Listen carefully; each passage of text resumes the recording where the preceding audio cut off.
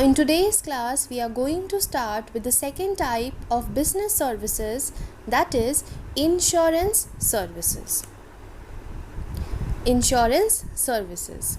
First over here we need to understand that what is actually insurance.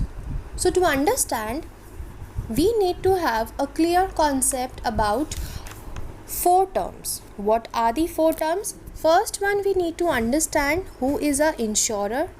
Second one, we shall be needing to understand who is the insured. Third, we need to understand the uncertain event, and then we need to understand about a premium, insurance premium.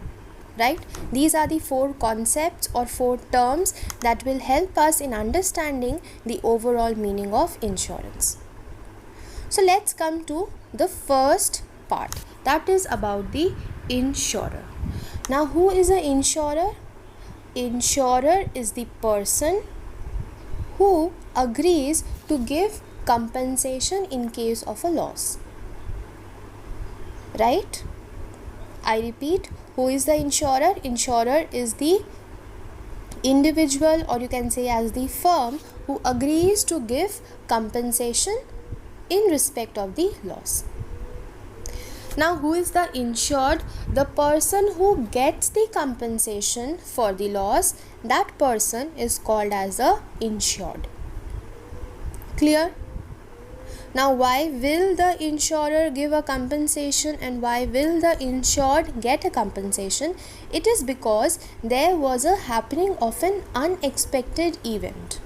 Maybe a fire, understood, or maybe any kind of losses that has happened due to an uncertain event. If that uncertain event happens, then the insurer will give compensation to the insured and the insured will get the compensation. Now we need to understand the last term, that is about the insurance premium. So what is the insurance premium? It refers to a fees or the amount that the insured is paying the insurer. Okay, so understand the cycle. It is like a cycle. The insured pays some premium, some money to the insurer, and in case this uncertain event happens, then the insurer gives compensation to the insured. And that whole process, that whole contract is called as the insurance contract. I repeat, insurance is a contract under which one party, that is the insurer, agrees in turn of a consideration, means in turn of an amount or in turn of a commission. This insurer is agreeing to do what? Agreeing to pay a sum of money to whom? To the insured. Why? So that he makes some compensation for the loss or the damage or the injury to something of value in which the insured has financial interest as a result of some uncertain event. Understood what is an insurance? An insurance is a contract between the insurer and the insured.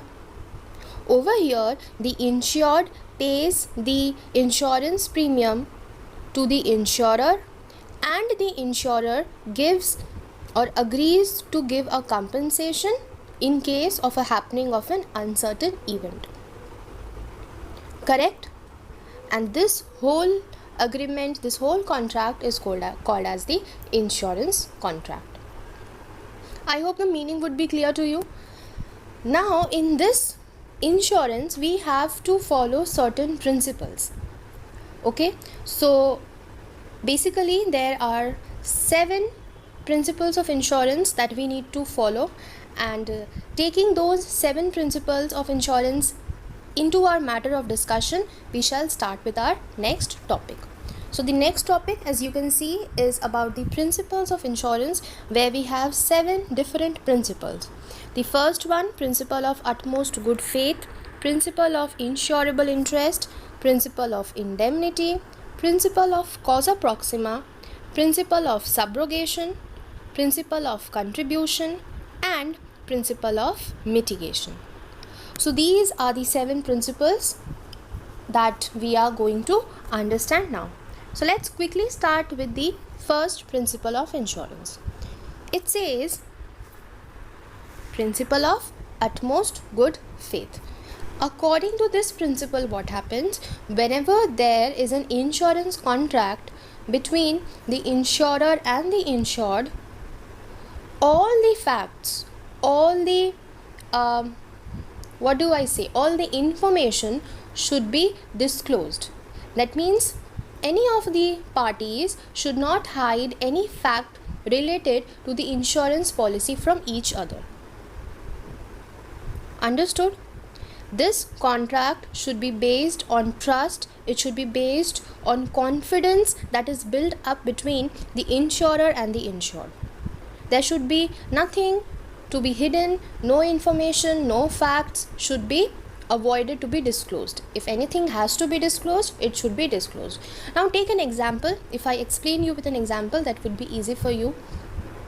For example, a person has taken a life insurance policy. Okay, but he has hidden the fact that he is a heart patient or he is a kidney patient. So without revealing this fact, he has taken a life insurance policy. Now later on, God forbid, if that person dies of an heart attack, then do you think the insurer will pay the compensation to the insured? No, the insurer can deny the compensation. It can refuse to pay the compensation because one of the most important fact that the person who is taking the insurance is a heart patient or a kidney patient, that was hidden, that was not disclosed. Similarly, if we talk about a factory, suppose a factory is taking a fire insurance policy. Okay, now he takes the fire insurance policy, but he does not inform the insurance company that he is actually having a business of crackers, firecrackers. So logically, compared to any other businesses, this business which is carrying of the firecrackers business, it will have a high probability of getting into fire, or this business will have a higher probability of catching fire, that complex or that factory premises, isn't it? So such an important fact, it was hidden. And later on, if the factory catches fire, then the insurance company can refuse to pay the compensation because such an important fact that the business is only of firecrackers, you are taking a fire insurance policy and you are not informing the insurer. That means that if there is any kind of failure to make disclosure of any material fact or of any important fact by the insured, then the insurer can deny the compensation. Understood? This stands by the principle of utmost good faith. Coming to principle number 2.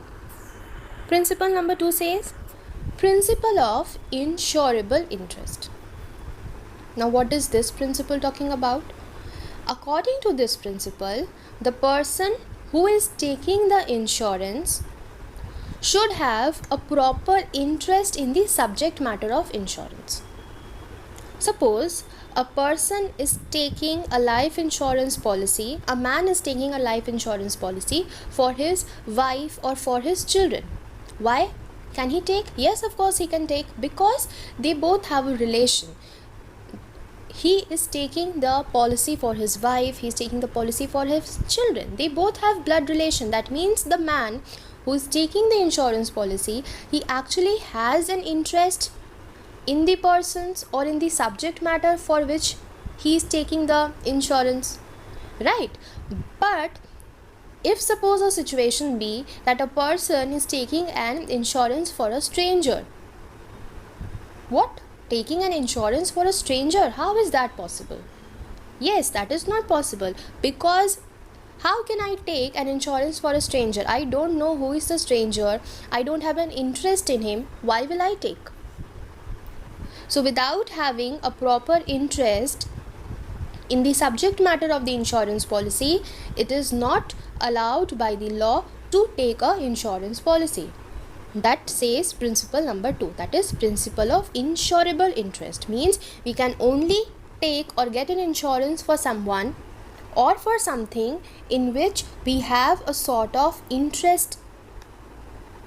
I cannot take a fire insurance policy for a random any factory premises in my locality. No, I can take maybe for my factory premises, I can take for any of my relatives factory premises, means something of that sort which is related to me, in which I can have an interest. But all of a sudden something just jumping up in between and I take insurance policy of that, so that is lawfully it is not possible. Understood? I hope the two principles that we have done till now, it would be clear to you. So that is all for today. We'll meet you in the next video. Thank you.